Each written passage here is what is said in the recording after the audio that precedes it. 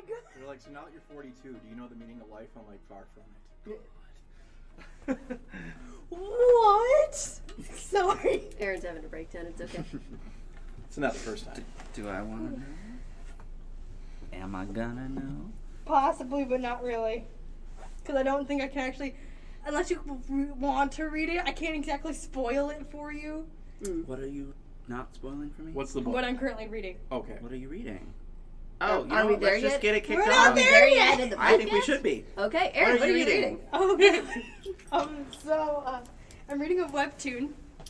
Oh, okay. And Which the one? title is called Everything is Fine. Oh, I'm not reading it. Spoil it. Spoilers ahead. Spoilers ahead for anyone who hasn't reached chapter 3. Go to the doobly-doo to Don't find forget, the hate time mail signature. will be received at In the 143 doobly-doo. East Maumee. Listen, it's...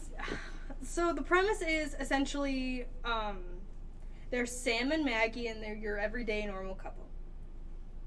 Oh, Sam and Maggie, not Yes. Sam and Maggie. I was looking, they literally like, there are magic salmon? It's like a What? New England fishing town. As opposed to No. tuna Maggie. And, so how do... Okay. So Sam and Maggie are... Just basically they're fine. Yes. Everything's fine. You don't question it. Their life is normal. They have a normal dog. They have a normal house. They have a normal life. The more you say this, the less I believe it. Uh-huh. And you just don't question the fact that they wear cat hats. Literally, like, you know, like those like mascot heads. Yes. It's cats, Okay. but they're wearing those. So like it and completely covers their face? yeah, so it completely Like- covers like their face. dead- So they're Stone. furries? No. Yes. We'll let the listener decide which no and which yeah. Who was Erin pointing at when she answered those questions? And, so they're fine. Everything's like normal. They have their normal neighbors who act just as fine, and they live.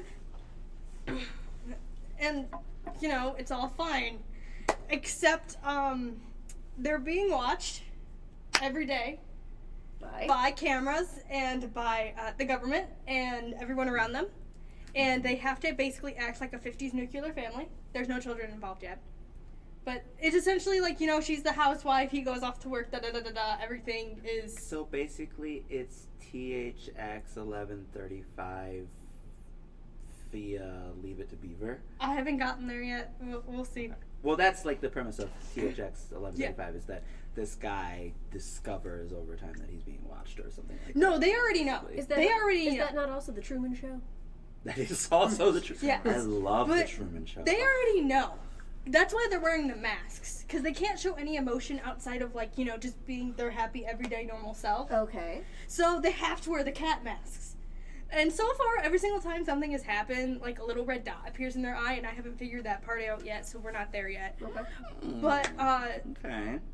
I'm at this part right now where she's like, I'm gonna feed the dog. We're gonna feed Winston. And then she goes to fill the bowl, and you just see the dog on the other side of the couch, and it's just laying there, and you're just sitting there thinking, okay, maybe it's just asleep. And then you see a fly out of the dog, and you know exactly where it's going. Where is it going? If only this was a visual podcast. Yeah, the face that Jen just made. Grant's already like nodding his head. He's like, I already see where we're going. That's actually the closest I think I've ever seen Um. to Jen throwing up based on a fictional premise. It gets worse. No. Okay, so what are you playing right now? Now that you've, you know, She says, no, I want to finish. sufficiently freaked us all out. And basically the rest of the premise is she's Maggie. It's following Maggie. Maggie is the main character. Yeah, okay. She's the wife. She's figuring out that other people aren't conforming to what's going on, and there's other people who Okay, are cool. kind of... Cool. So she's slowly breaking out of that cycle, and Sure. so that's kind of what I've gotten so far. Sure. What I'm playing right now is, Sims 4 Werewolves. Because I can't Naturally. not play Sims 4 Werewolves. Naturally. And then I'm also still playing Wasteland 2. Hopefully going to transfer over into Wasteland 3, which is basically, you know, tying this into the podcast theme this week. Basically like a D&D CRPG, but set in like an old-timey West type apocalyptic Cool. time frame. And you are set with your friends or a group of people, and you have to go find this guy who disappeared or find out why he disappeared or died, and it leads you on this whole entire like chase to somebody's trying to poison everything and you have to go save everyone. It's kind of interesting. Anyways, Jen, what are you reading? Try to bring you some happiness from my very horror-esque filled book. I am technically rereading an older book from my shelf, but I haven't read it in like 4 or 5 years, so it may as well be reading it for the first time. It is called Nothing Happened by Molly Booth, and it is a retelling of Much Ado About Nothing set at a summer camp in Maine. Interesting. That has you all over it. It is my brand. And I love it, because there's bits like, obviously the main characters are B and Ben, but they've renamed some of the minor characters as need be. Oh, sure. It's not Hero and Claudio, but Hannah and Claudia, who are the sub-couple. See? Okay. All right. Oh. All right. I'm here Yeah. for that. Yeah. I'm here for that. And it's good. It's got, like, the nods to the original. I even had to, like, remind myself of a couple character names to see how well they all tied in. And, like, yes, some of the naming has very much been done. Like, you know how Benedict's friend is Don Pedro? His name is Donald King in this book. And all that kind of stuff. There's just little Easter eggs for Cute. the Much Ado fans in there. And it's really, it's a nice retelling. It's a good summer read, you know? Yeah. I'm into it. Fun. Andy. I am reading Of Dice and Men. Wow, you were prepared. I got into this, it started over the weekend. I started looking at books about the Satanic Panic, which we'll talk a little bit more about later. Oh, yeah, we have to talk about Satanic that. Panic and D&D. Yeah. And Got a PowerPoint. I couldn't find easily accessible a copy of the book, and I didn't feel like buying it just yet, but it's called Dangerous Games, where it's very much about the Satanic Panic and D&D. The most dangerous game? You know. And Not that. I came across this other book called Of Dice and Men, the story of Dungeons and Dragons and the people who play it, which is, you know, hint, it's about Dungeons and Dragons and the people who play it, but it also explores the history of tabletop, like board games and tabletop gaming. I'm a couple hours into it. I'll probably be done in a couple of days. It's narrated well. It's written engagingly well. So I feel like it's not going to be like, I did pick up another book. I was started it this weekend, Atari Age, the emergence of video games. Yeah. Yeah. I'm going to put it away for a while and come back to it because like after like 25, 30 pages, it reads like an intense dissertation. And I'm like, I'm not in the mood for that. Yeah. No, that's So, but like Of Dice and Men, I'm enjoying it thoroughly. What I'm playing, Teenage Mutant Ninja Turtles: Shredder's Revenge, Oh, of course. which is a beautiful I knew this was homage coming. to the coin-operated arcade cabinet classics, Turtles specifically of yesteryear. Because if ever there was going to be a character, a Stranger Things character in this podcast, it would be Andy. By virtue of Naturally. yeah. I mean, that's why I watch Stranger Things Yes, and I no, I relate know. to it so thoroughly. Sure. I mean, Yeah. just the dumb stuff. You but were yeah. also fighting horrific, like, paranormal evil at a tender age? So what do you think the Satanic Panic was all about? I grew up in a Catholic family, like They were all fighting demon demons, hunters. and I went to Catholic school, so like everything was a demonic entity. Do they teach exorcism class in Catholic school? I'm a Protestant, so I don't know. I would tell you, but Sister Kateri would rise from the grave to put me down. Okay. Seriously, you can't just give me a few of them? I just put something together What? that has nothing to do with anybody here. It's fine. Interesting. Grant, what are you reading? Oh, I am reading the new Dan Sean book, Sleepwalk. Oh, Nice. how is it? I've been waiting for you to read that. It is good so far. Oh, good. So Dan Sean is the author of Ill Will, which is a book I really like, and a few other books which I also like. This is definitely a different beast altogether. It's more of it's kind of a near future. okay. Yeah, so it takes place in the near future, climate crisis, yada yada yada yada. We follow basically if the Big Lebowski was a hitman traveling across the nation. If only this was a visual podcast. Andy is I looking need up this everyone book to right see now. Andy's I face. love how Grant's just like, oh, it's just a little bit of a different flavor, you know. It's it's a little Kim Stanley Robinson with some Big Lebowski in there. It's like, I'm sorry, what? No, You literally just saw Andy drop everything Sleepwalk, to look right? this up. Sleepwalk, yes. There's definitely still a bleakness and like a pessimism to it. It's that in your carries future, of over. course. Yeah, but it's definitely it's humorous as well. Like Oh, cool. Like Yeah. if you've ever seen like No Country for Old Men, like it's like that at its lightest, like Sure. in its briefest moments of like kind of offhanded jokiness. That's Okay. kind of the tone of the book, I'd say. And So it's McCarthyian, as in Cormac McCarthy. it's more Coen Brothers than McCarthyian, I'd say. Okay, all right. Interesting. Yeah, and then, Sorry, we just went term Yeah. paper. But yes. Yeah, no, it's fun. He has a cute little dog sidekick and everything. I hope nothing happens to him. God. I'm pretty sure this book Something's was going written to I've had happen. enough. How many for Andy. Something beats? is going to happen to the dog. I mean, that's like the I've- first thing I fell in love with it. lots of ways. That dog. There's figure. been enough dog-related trauma in this podcast already, and I can't even be near real-life dogs. I literally started the podcast off with the trauma. I say this as the person who can't, like, who has to social distance from dogs 24/7. Yeah. I'm sorry. You And I'm not liking it as much as Ill Will at this point, but it's just a different flavor. Sure. And also Ill Will had to do with Satanic Panic, so that's another plus. Hey. That's a So, good. Oh, Hey. nice. so Tony, what are you reading? Yeah. This will surprise probably no one who's listened to this podcast in long enough, but I am reading a lot of Beowulf, by which I mean to say that I am wading through several translations and adaptations. It was all to do with research, but now I've changed course and I'm not doing it for research. I'm doing it just because I really like Beowulf and I needed a fix. Hey. So I'm sort of just reading a bunch of Beowulf right now. I would like to start The Left Hand of Darkness by Ursula K. Le Guin sometime this week because I'm going to do an Ursula read through. Have you already because read I that need one? to.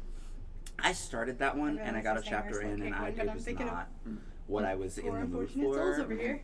But yeah, it's on my, I'm doing an Ursula reread and following one guy's read through on Tor.com, and he started with Left Hand of Darkness, which is the one I really want to read right now, so I'll start with Left Hand of Darkness. Random little tidbit for you, Tony. In Jackson, there's 127 Brewing, and when you buy into the Mug Club membership there, sequential. You're Mug 1, Mug 2, Mug 3, whatever order. Mm-hmm. But the guy said, do you want to pick a different mug number? I'm like, can we? 1138. You got a 1138? I don't know if they have 1,138 mugs there, but just the fact that they let me pick a number, I'm like, I want something nerdy. So I picked 1138. Well done. So people come back, like, every now and then, like, really? You have it? I mean, yeah. There are two things that all George Lucas made Star Wars movies have in common, other than father and son stuff and Skywalkers. So throwing those two things aside, Yeah. one of them is 1138. Somewhere in all of them, there's a 1138. Isn't the bumper sticker on like one of the cars in American Graffiti? Yeah, Yeah. it is. Yeah, because the THX 138 was his first feature. So there's that. So for example, in Episode 1, it's on the back of one of the droids that Jar Jar has just destroyed. It's fantastic. So that Easter egg is in all 6 of them. And then the other thing is, I've got a bad feeling about this. In all 6 of them, someone says, I've got a bad feeling about this. Random tie, though. Is 1138 ever used in the Indiana Jones films? Because there's a lot of Star Wars droppings in there, like in Temple of Doom, Club Obi-Wan. Yeah, I noticed that. That almost made me like the opening to that terrible movie. The rest of it is trash. I hate that movie. We're not going to talk about it. What are we going to talk about today? Dungeons and Dragons. Happy early birthday to Ernest Gary Gygax. Your birthday's on July 27th. Lord, his sing parents happy just birthday? didn't have no love for him. Like, your last name is already Ernest Gary? Like, sir. Homeboy's 1946. 1938. Okay, that's Yeah. fair. Okay, I was thinking Dave That is a Arneson. very Yeah. 19... And that's how Yeah. this man went on to invent a role-playing game. That's true. Well, it's actually for Ernest, for Gary Gygax. He has kind of a fun little history. Like, you talk about his parents loving him. His mother's, like, from some of the bios that I picked up, sounds like a loving enough mother, but the dad is the one that I really kind of connect with. Like an older father lived, drove like these incredible distances. He'd come home though, he'd give his son these pulp fiction magazines, saying, "Here, don't let your mother find these. If she finds them, I'm denying I ever gave them to you." Stuff like Conan the Barbarian. So his dad fostered a lot of that kind of love of like the fantasy and. Which is funny because he loves Conan. He reportedly is always a big fan of Conan, but he's self admits that he does not love Lord of the Rings, despite the fact that his most important creation was such a throwback to Lord of the Rings. I mean, at one point they tried to name their halflings. They tried to name them hobbits. Cease and desist came down harsh. Well, okay. For reasons. Yes. Yep. You know what's interesting about that, though, is that I feel like that explains his love of pulp fiction, especially Conan, totally explains D&D. Way more than, him being like a Tolkien, because that's what pulp fiction is. Yeah, Conan really does explain that more. Yeah, it's basically it's like just the vibe is there, Yeah, and we I mean, just like, know. Yeah, that makes sense. Anyway, that's kind of cool. So it is pretty neat. It's so there's that history there. Like obviously his parents did love him. His dad died at a little bit younger age. On that note, though, like he was one of the founders of Gen Con, so named because at Lake Geneva, which is August 5th, 6th, and 7th in Indianapolis. If anyone is interested in going, Is it? I want to look at it. To see who's going to be there. I don't know. Anyway, that's not the point. I would love to go to a convention at some point, but I just don't know which one. It's on the I wanna go bucket to list. Okay. What, conventions? Yeah, it's on my bucket list. Yeah, I would at least like to go to one convention, but what I would really actually want is to get in a time machine and go back to one of the old school OG science fiction conventions where, Yes. where people like Ursula Le Guin and Samuel R. Delany are arguing about the significance of women in science fiction. I want to sit in that room. Just be like, watch them pone on the old men. Yeah, just keep your eyes open for Isaac Asimov. He might get a little grabby. Yeah, or he might, inadvertently refer to you as the N-word after you've won 2 Hugo Awards because he thinks, well, we're friends, it's not that big of a deal. Yeah, that was his racism is over in science fiction speech. Sure, buddy. Yeah, I know, but Yeah. D&D is not like that anymore. I was about to say anymore. It's getting better. It's definitely getting better. And we'll talk on that in a little bit more, like kind of the misconceptions in D&D, but stuff that well-earned misconception once upon a time, and that is definitely one of the well-earned ones. D&D, for anyone who does not watch Stranger Things, has lived very sheltered life, it's a tabletop game in which you create your own character, and there's a collection of races, job classes that you get to choose from, backgrounds. You can even, but the one of the key points is you do a lot of this with dice. So as you're creating your character, you roll dice to determine how strong your character is, how smart they are, how fast, and even the dice rule the entirety of the game. Where like you say, there's always that little joking like, I want to seduce the dragon. And someone says, all right, roll your dice. You roll a natural 20, which is like the ultimate number. You can get on the 20-sided D20. My D&D team, I played a game literally half an hour before I came here. We seduced the mayor, so. Did it work? Can we just have our own D&D campaign, please? We need to. We need this. Logan actually, it was a random NPC character that was way OP'd. That the DM was like, I'm totally gonna make you guys fight this creature, but when you come back, it was like a gnome or something. And part of Logan's history was that his gnome character was like the last of the gnome race or something like that, or so she thought. He was like, so the gnome character just mentioned something about random threesomes at some point. So during this downtime in the inn, roll to have a threesome with the random gnome girl. And the DM was like, sure, thinking it was never gonna work. It was like a nat 20, and he was just like, I hate you. And so because part of her character thing was like she was never going to attack you if you were a good lover, so he had to make Logan roll to see if he was a good lover, and he was fantastic. And we were just like, yep, that's, if you know Logan, you know how hysterical that whole moment was. So, it's great. The almighty die. Yeah, the die dictates everything. My only experience with D&D is once during drama camp. Wait, Once in band camp. Drama or trauma? No, drama. Okay, I was drama. like, because there's some It can take a campaigns much that darker can cause turn. you trauma. Drama Yeah. at Sienna. Oh, got it. When I was okay. like in high school, every single time we were there, because it's like a 2-week program, we'd do like an improv thing, and we all had a theme that we had to go do.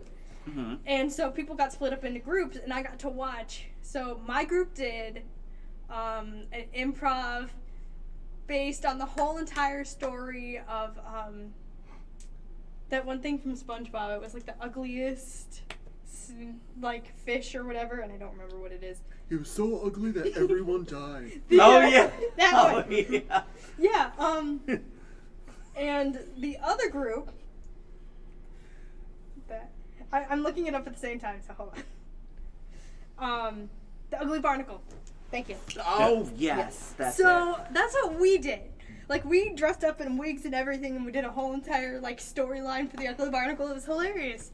The other group, however, turned around and did a whole D&D campaign in the middle for, like, 5 minutes. And they had to fight a giant dragon that was about 24 feet tall. But they were only in a 4x4 room. And that's what they had to do. They had dice and There's everything. a lot of theater of the mind going on with that. They had Yes. dice and everything, and they were Yes. like rolling it to see what they had to do. And it was so dumb. That's funny. They're like, oh, yeah, you rolled like a 1, so now the dragon's gonna smack you and you fly into the wall. It's a 4x4 room. Do it anyway. You've died. The rolling of dice is always such a fun thing to me. And, like, we bring up the seducing this little creature or that. Because I've been at the table where, like, they's like, okay, you can try to do that. Like, I want to do this. And the dungeon master's like, yeah, go ahead, you can try. Roll nat 20. And they're celebratory, thinking they got away with this, like, impossible thing, like seducing a dragon. And he says, all right, the dragon doesn't kill you. But I rolled a nat 20. That's why the dragon didn't kill you. Yeah, right. It's like, not everything is completely, like, despite the fantasy element of, like, creating, world building, and all that, not everything is truly capable. I mean, there's, like, a level, like, if you're a dwarf, you're not going to, like, there are certain things you're just not going to be able to do, or... Oh, yeah. Like, I played a centaur character before, and, like, it kind of made things complicated, because we're climbing up a mountain, and this horse-type character, obviously, is moving at half speed, which... Oh, sure, because... Yeah. I kind of bypassed that a little bit with my last character. He was a deep gnome, Mm-hmm. and so me and this other guy kind of freaked the mightied it, and so I would crawl on his shoulders. Whenever we were like in difficult terrain or something, or had to climb up something. Which actually, just to explore for other, like, some of the listeners out there, there are races like, of course, you have the gnomes, dwarves. There are humans, of course, but I don't think I'll ever play a human. They sound boring to me. Within the scope of D&D, Yeah, I mean, I've played a dragonborn, which is like a dragon, a humanoid dragon. Mm-hmm. Now I'm playing a kobold, which is like a 2.5, 3 foot dragonish lizard creature. A warforged, which is like basically a wood metal living robot. Yeah. In the D&D world. And you've played before. What have you played? Well, okay, so 2 things. Let's see. I played was it a wizard for my first one? You know how wizard, warlock, and sorcerer are not really the same thing in D&D because they're drastically different power sets, but they're totally the same thing in your brain. So it was one of the 3. I think it was wizard, and not warlock. Anyway, he was a half elf. I remember that. And he was, like, his whole goal was, I gave him one character quirk that he had to stick to at all times, which was he was a writer of textbooks of magic. Mm-hmm. But he also liked to test out the magic before he wrote about it. So throughout the entire campaign, if there was anything resembling magic, he would walk right up to it and be like, poke. And invariably, it would always be like, roll for initiative. And everyone goes, no! Why would you do that? I'm like, he has to. That's his character quirk. I also played... What did I play? Oh, an orc. I'm also playing this character in Skyrim right now because I'm... Oh, is this the one that you were I'm telling playing us about? Skyrim. Yeah, so she was an orc I wanted to go completely opposite from magic, so I made a Yeah. beastie, literal beast orc who just like is a great warrior, and loves to fight. And because she has lost several wives in the village that she's lived in, like she's been through several marriages and several sets of families because her village is constantly raided and attacked. So not only has she become the super strong warrior because her village has been constantly attacked, she also has a great bunch of tragedy, and she's just like, fine, the world is terrible, so how about I stop having families and just kill everything? So that's what she does, which was great because I rolled a nat 100 to claim Thor's hammer, because Thor literally shows up and is just like bragging about his hammer, and my character's like, weapon I have not fought with, gimme. And he's like, roll a nat 100. Or roll a 100, like a D100. Yeah. And so I rolled it, and I was like, oh, it's a nat 100. And his face turned like several shades of pink. And he's just like, I'm going to need a minute. I'm gonna need a minute. And he comes back and he's like, Thor lets you borrow his hammer for the duration of the campaign. And I was like, yes! So, I mean, you know, sometimes you get lucky. The ridiculousness of thinking about like bad experiences, fun experiences, but bad experiences. I think in the future, one of the last sessions I played involved my Warforged character, like invoking he's a sorcerer / warlock, so a sorlock. But I, facing this dragon, I exposed the dragon to like. Can you do that? What? Is that allowed? Multiclassing? Sorlock? Can you Yeah. combine? Yeah. Really? Mm-hmm. I guess I've just never been that adventurous. Go It's- ahead. Well, like, Is he- it part of he the showed sorry, Go sorry. ahead. Is it part of the actual rules, or is that like a home? No, rule there's thing? actually it's a legit within the player's handbook. There's a section on multi-classing.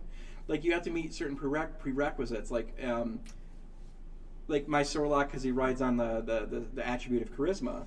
So does a warlock. Why So does like that sorcerer- sound like the kind of thing that you say? He rides on the attribute of charisma into the bowels of hell. Like it's just like, okay, Because sure. it's a fun little, But no, you can once you hit like a certain number. So like that was an easy transition going because I have a high charisma sorcerer and going right into warlock, which really benefits from having.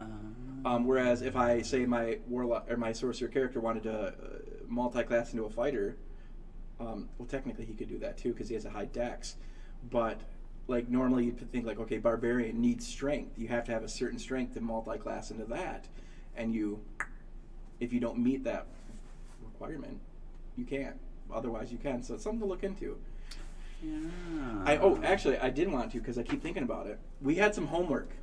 We did. Yes. You took the quiz, didn't you? I did. Yes, I did too.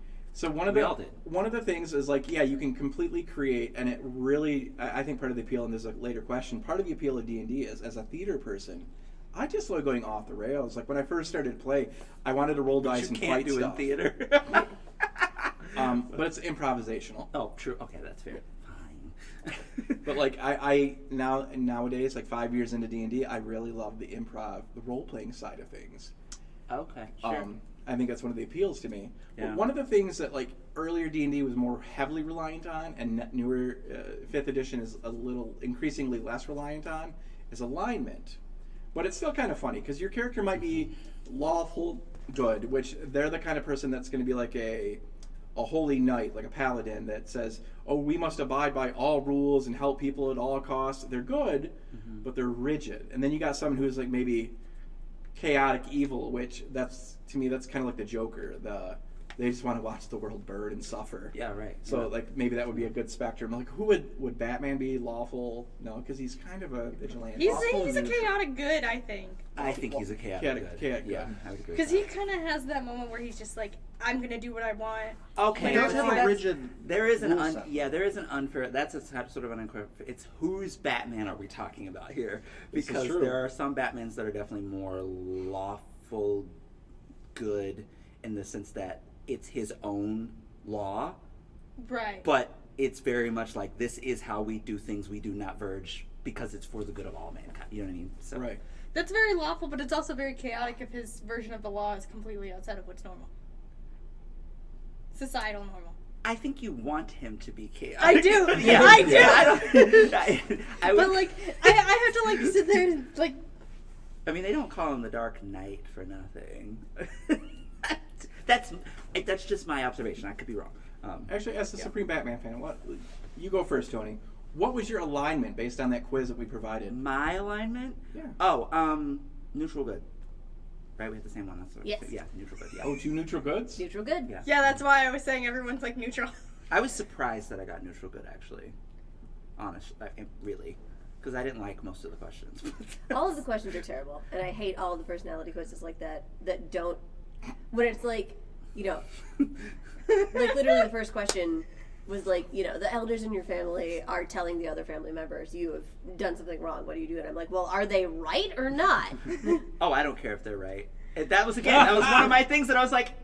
See, my problem with that first question was there was no option to just go and walk away like you don't care. It was you either had to besmirch them and walk away, or you had to like Silence listen them to them any way you can. Yeah, and I'm just sitting there just going, well, what if I literally just don't care what they're saying and I just want to go do my own thing and not care? Like, Yeah. Are they pointing out an actual flaw that I have and need to correct, or are they pointing out something that they perceive as a flaw that I feel no need to change because it changes my answer? It was very big. yes! You are totally a neutral good, which is why I didn't understand that I was one, but I guess I am. Okay, but that makes so much sense. I can't do personality quizzes that don't give me, I need concrete details. That 5-point Likert scale. So basically, you can't do personality quizzes. Is that what you're saying? Not unless they're very well constructed. You do a lot of those Book Riot ones.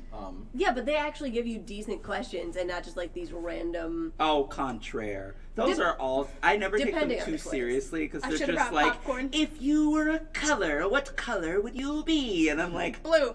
well, Okay, but yesterday I'm lavender and today I'm chartreuse. Like, what do you want? You're green? What do you want from me?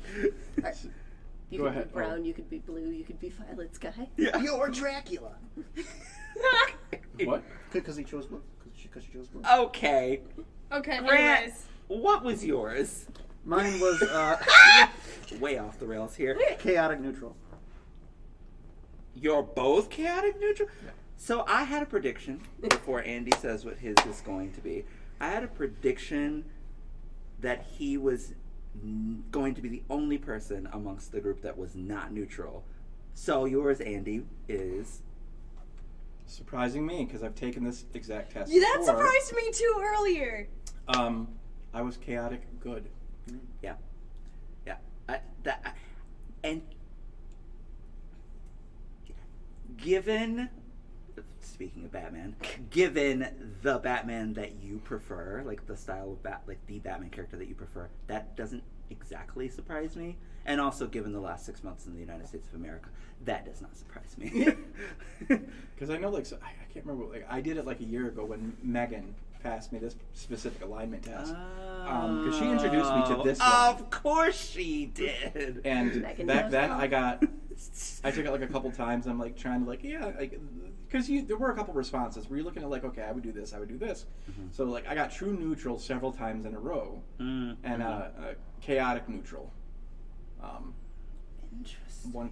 But I've never gotten good in any of these personality tests. Which I'm not an evil person, you know this. Well, look at you. You're improving. Psychotically aggressive sometimes, but That's the chaos part. yeah. I mean, Yeah. it's good. Aaron! Apparently, Jen No, and Jen I... hasn't said hers. We Neutral covered good. hers. Neutral Yeah. good? Apparently, Jen and I both like structure. Yeah, so, Me? Loving structure? Right. when I first took it in high school, they gave me chaotic neutral, and this was somebody who actually had the test written down, and we were doing it right then and there in the middle of a D&D club in high school, and they're like, here you go, chaotic cool. neutral. I've taken it again multiple times, and I've gotten either chaotic good or chaotic neutral, and today it was definitely chaotic neutral, which completely fits the bill because on confession I said on group chat that if nobody was gonna be chaotic evil, here I was gonna come and be chaotic evil, but we have a pretty good situation going on, so that's fine. I'll stay chaotic neutral, and that is the most chaotic neutral statement I've said all day. There's a lot of chaos and a lot of neutrality in this. Yeah. Well, libraries are not places of tranquility. I think we're being trained by virtue of our workplace To be a little chaotic. chaotic, that's true. I mean, and to thankfully be good, because there's also a nice balance of good. Yes. Thankfully. Yeah, it's probably good that none of us got any sort of evil Yeah. class on this test. I guess it depends. Like, if you were, because I was answering mostly as myself, and on some of the questions that needed a more extreme response, I was like, okay, if I were an extreme version of myself, this is how I would respond to this specific situation. Like, the one about poisoning the king, I'm like, oh yeah, absolutely. Because I do believe that all kings and gods should be poisoned. Okay, Sorry, but I had y'all. to do that again. That was another one that I had a problem with. I did too, because the Because- second one was like, yes, but only if I don't get caught. I was like, no, catch me, boo. Like, I will I was poison like, your soup. is Like, he a let's go. just king or not? Because if he's a just king, I There's no don't. such thing. But we are already in a fantasy realm where we are still living under like medieval kings, so they can be just. They cannot. And Absolutely we not. would like to have a word with you. No, they cannot. Just because, listen, Robin The Hood. concept of feudalism is evil. Thank you. But- If Robin Hood teaches us nothing else, it is that the king is always evil. Period. Literally every single one of my characters ever in a medieval setting is always a Robin Hood character, so I understand. Chaotic princes- neutral. You can Hello. have a kindly king, but by virtue of him being a king, he enacts violence. It's like having on- a kindly slave master. No, he that's still what I'm- owns slaves. That's what I'm saying. Yes. By virtue of being a king, he enacts violence on people. Exactly. I don't think you realize how many princess stories I grew up with. I'm writing a princess story. How much blood do you think Cinderella has on her hands? Oh my. Hopefully Well, none. not. I mean, in the traditional Cinderella story, hopefully, yeah. Well, actually, in the German Cinderella story, quite a bit. Yeah. But is it her fault that her sisters cut off their toes and I was just heels? saying, did she do the knife handling in that? I mean, they can't even get dressed without her, so maybe she did. That's fair. I could see the stepmom just being like, saw off her toe. So okay, let's go around again. I want to start with Jen, Okay. just to see what little you know or what you've read on some of the stuff that I shared in the working doc. None of it. How Okay, satanic good. do you think we all are for having played D&D? No, I'm sorry, carry on. How, if you were a D&D, this is an interesting little commentary really quick. There are people that typically play D&D for the first time, at least I don't know this per se, but it was true for me, and people say it's true for a lot. When you play D&D for the first time, you almost create a reflection of yourself, like your actual self. You try to play yourself, but then later on, you start branching out a little bit more and playing different things. I Like, think the only reason I didn't is because I've been a fiction writer for so long that creating is so easy. That makes a lot it's of secondhand sense. to me that I was just like, Yeah, I could see oh, that okay, being- cool. So, but yeah, I could see that being the case. Like, if you've never done that before, you're going to lean hard into Yeah, like you what kind you of know what you're already about, so you can just amplify some of that. And it's Yeah. a good way to test the waters, absolutely, yes. Yeah. for you, if you were to play right now, without knowing all the classes and all the little stuff and races, what might you play as? I mean, you can borrow from common media, you can borrow from movies to use examples. I want to be a little bit of this person with this, and we will try to maybe assign it like a class, and if you want to go strict human, boring. But that's fine. Here's what I imagine. May I? To you? Hit me. Don't really. We're gonna. Hit me. Wait, what are we doing? I'm gonna assign her. It's a more recently released material. The curriculum is Strixhaven, which it really leans into like a magical academic kind of setting. Oh, okay. You Sure. are an owlin, I don't know what that means. owl person, Oh, well, sure. person? Okay. They look all right. cool. wizard Okay. Owl Oh, person. sure. with a couple levels into the bard. I was about to say, I feel like I want to be a bard type character. Bards are tricky for first Oh. playing. They really look like owls. Yeah, bards. I could. They're literally owls. Yeah, that's really owl. Like, Because okay. I see you bounce around the library sometimes, and I'm imagining you, if you were to like turn into like a race from D&D, you're gonna become like the owlin, like fluttering. Come here, guys! Come here! Speaking of bards, my D&D group, my friend Franny went hard as a bard. Like, she was literally like, oh, I'm going to be everything that Shakespeare could never dream of being because he didn't have D&D. She literally, in one campaign, seduced the Dragon Queen, who was literally, like, ready to just kill us all. And the only reason she didn't is because, well, you know, Franny literally seduced her. It was hilarious. And then we had this massive battle where, like, we were getting stomped because none of us was rolling well. at all. And so, like, Franny's like, I do have this spell. Basically, the spell was like you could create something as long as you could determine like its size. And once you made it, like you basically would draw it almost like as an artistic representation of something. And then once you did it, it would transform magically into that thing. She drew a mountain-sized boulder that fit right over the army and then dropped it on them. Strategy. And I was like, excuse me? Like, it was basically, she was just like, how can I be Franny but magical? And it was just like. So when I heard you describe the spell and you can create the thing which you are drawing, is it bad that I was like, a bazooka? Well, Depends on the setting. It would it would have to depend on the setting, and DMs are interesting. We can talk about the range of DMs at some point. Yeah. I was literally just how gonna much say they'll let a you get away giant dark with. room, and they all just sit in the room and they die there. It actually warrants discussion after Tony just said that. There are more rules to D&D than there are to real life. Let's just accept it. That's probably true. I think most of the people that have really created D&D secretly work for the IRS. The NSA. There are rules. There's a lot of rules just across the board. They're not too many. I exaggerate, but there's a lot. Wizards of the Coast is actually the basement level of the IRS office. But there's a concept within DMing, dungeon mastering, when you're in charge of the game called the Rule of Cool. Now, I've played with a number of DMs at this point.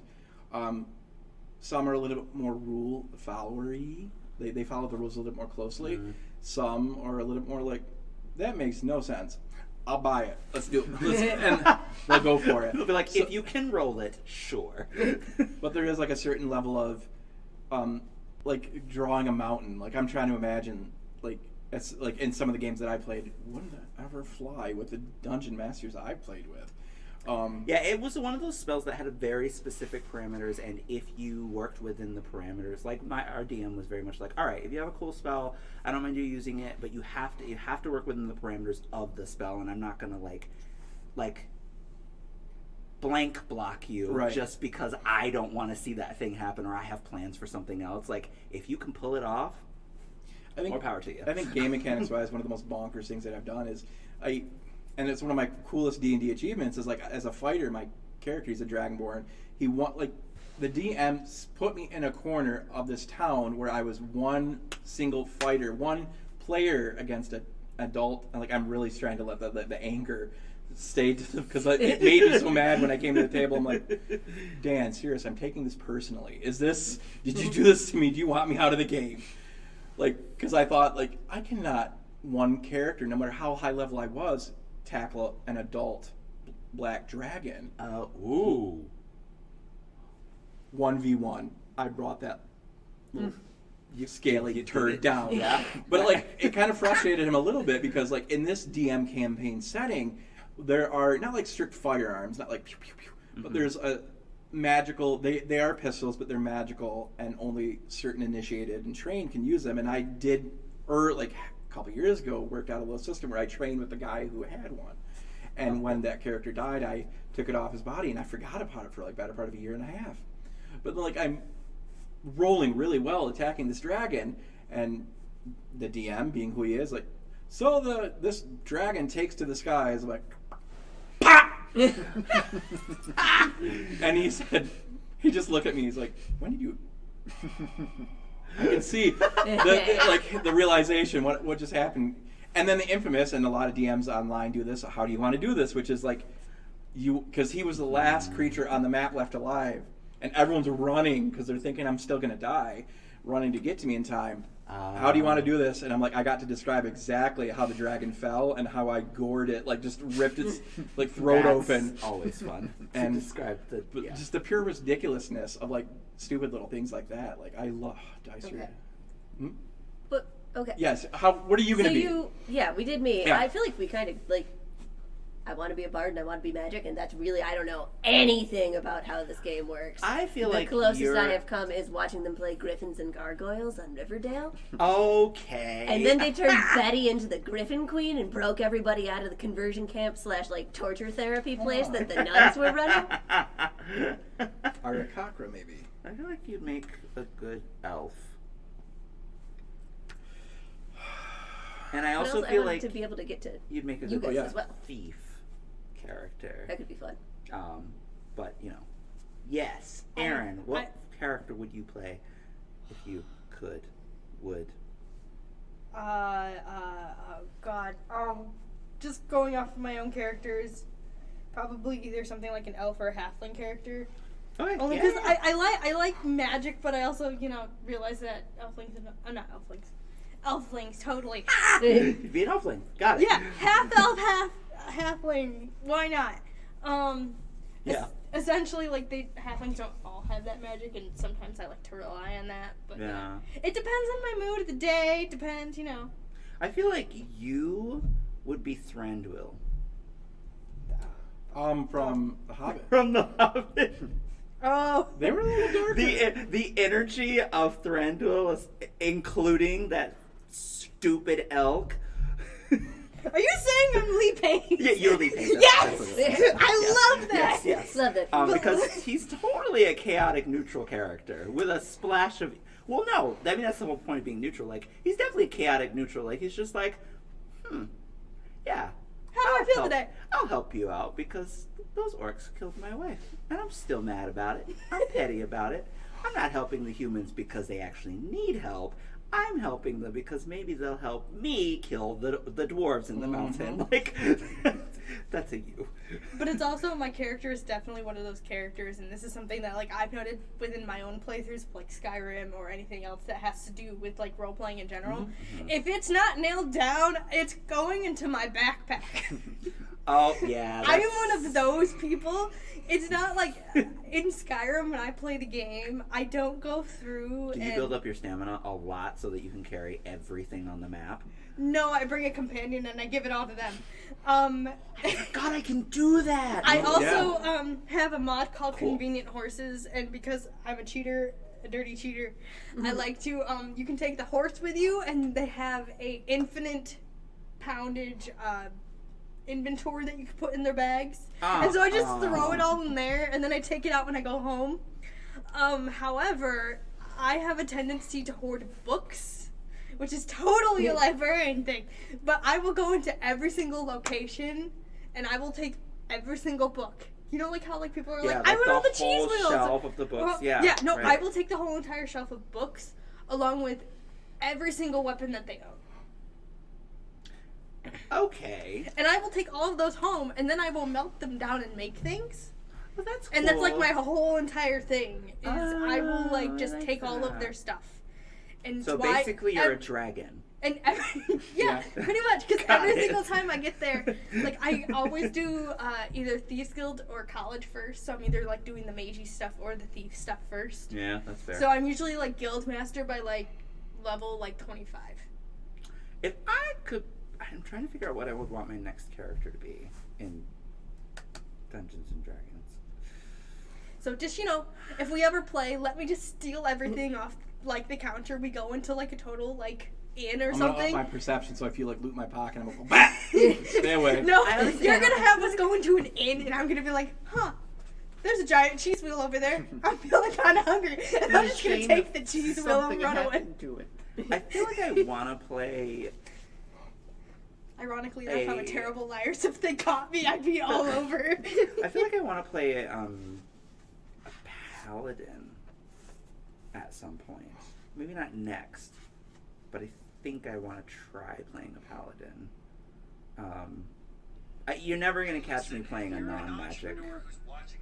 Shut up. Sorry. I'm not an Continue. entrepreneur. Yeah, you're never. I was you're looking never, at braces. Oh, well, you're never going to catch me playing a non-magic character because why am I in a fantasy world if I can't do magic? Like, what? Why? Right.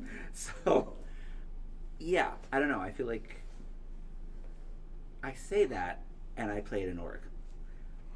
But that's still like. But she had a bunch of magic Yeah. swords, so And You get it's magic. a It's hu- enchanted. You're not a human. It is something. something a little more fantastic. That's Yeah. true. Yeah. So I don't know. I think I want to play a paladin of some sort. I don't really know what race I'm like dying to play because I don't really have races that I'm like dying to play necessarily in D&D. Not that I can think of. It's almost like you have the class in mind though, and that's like the foundation. Yeah. And then you explore races like, ooh, I think I can work something interesting. Can we just have like Yeah. a staff instead of like staff book picks? Can we have staff D&D? Okay, we can't even get people to come to book club. Yeah, I know. We can do Grant. it with just oh. Please come to book club, Grant. Yeah. No, it's your thing. Go. Okay. I've always been a magic guy. Yeah. So in whatever I play, so I'd be a wizard. My first D&D character I made was a warlock. However, if like I was going to transport myself into the D&D world, I wouldn't want to be in thrall to some deity.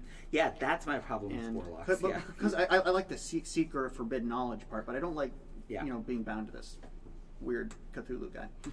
So Yeah. so I'd be a wizard or sorcerer. As far as race, I was actually looking through them earlier. It is one of the sub races of Gith, the Gith. The Shalarbadida. That's a new race, right? Yes. Although that would be a good D&D name if you really wanted to tick off your DM. Right? They have to say that. All right, Schlarberty-da, what do you roll? My friend, while he's looking, my friend Hannah and I, a couple years ago, we started a campaign and died after like 6 sessions. But we were twin wood elves. And we were from Clan Morningwood.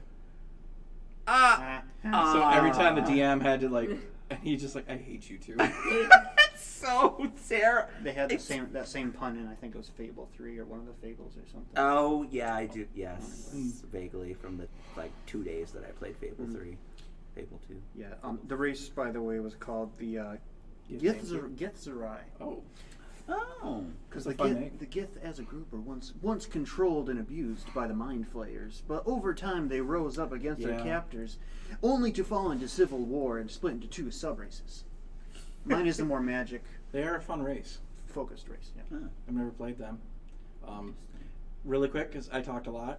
I would say that I really want to get into Bard. Sure. But I've been having this dream of creating like a Bard Barian character, and it wouldn't work mathematically because like the strength distribution between the two. But the idea of someone who's like a bard, but then like just snaps and like just starts whipping someone with their loot. Anyone else have it's hard to be the bard stuck in their head right now, or is that just me? I think it's Just you. I'm sorry. Aaron, It kinda sound- no help. No, sorry. A fictional character who I would label as a barbarian would probably be Gurney Halleck from Dune. Because he's like a master warrior, and then he goes That's and true. plays Yeah, Yeah. you ain't wrong. Yeah. Until I didn't read the book because I'm like, what? Because he's not in the movie yet. Oh, he's in the movie. He's Josh Brolin. He doesn't play the instrument in the movie though. Oh, I was gonna say I would remember. Yeah. There is precious little instrumentation.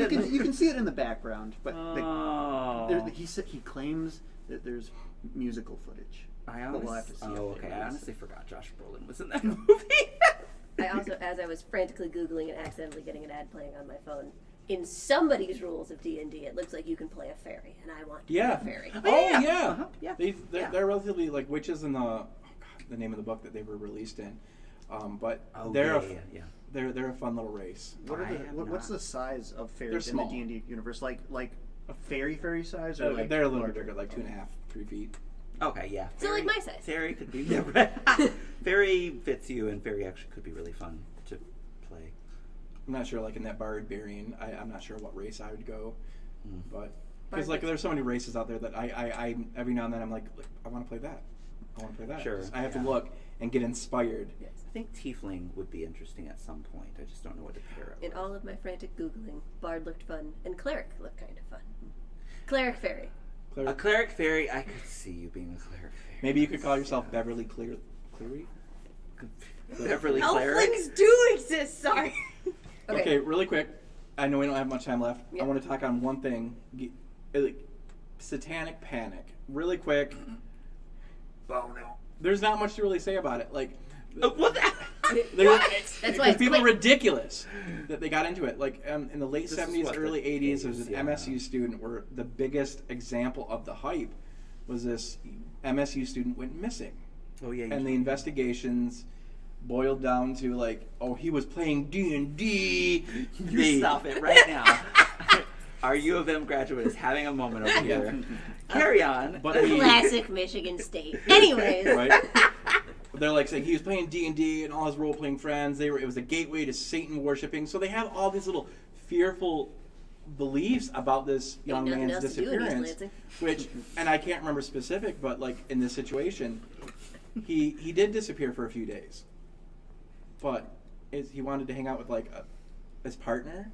He was a homosexual in the early 80s, late 70s, early 80s. Yeah. He wanted to kind of get out of town. But like, what do you do when you... How many East Lansing jokes can I make in the 5 minutes I have left to be down here? I mean, like, what are other misconceptions? Like, for me, why I took like 37 years to get into it? Because I had this, in Jackson at least, I had this misconception that the only people that played D&D were these, touch my belly as I say this, overweight nerds living in basements. Mom's Who basement. don't shower. And you smell of body odor and drink way too much Mountain Dew. Yeah. Well, but you know, honestly, if we're gonna... At the time, the stereotype is a stereotype is a stereotype. But at the time, they're the only people who just didn't care what anybody else thought. Like, they were like, we've dealt with this forever. Everyone hates us already anyway. What's one little game that we know isn't satanic? Who cares? You know what I mean? Like, it's like it's still a horrible stereotype. And would that be kind of like an advent of the internet thing coming up and sort of making people able to Google D&D and like find out that it is not this wildly satanic, like we're doing midnight rituals out here in the garden kind of thing? Sure. I'd like to imagine a group of people busting in on a D&D game, thinking that they're going to find people in hoods and And it's just people like rolling dice and just going... I roll a d6. Yeah, and honestly, I know that the information is out there. I don't have access to it because I don't commit these things to memory and whatever. But there's a lot of like cultural like overlays that tie into why Satanic Panic even happened in the first place. Mm-hmm.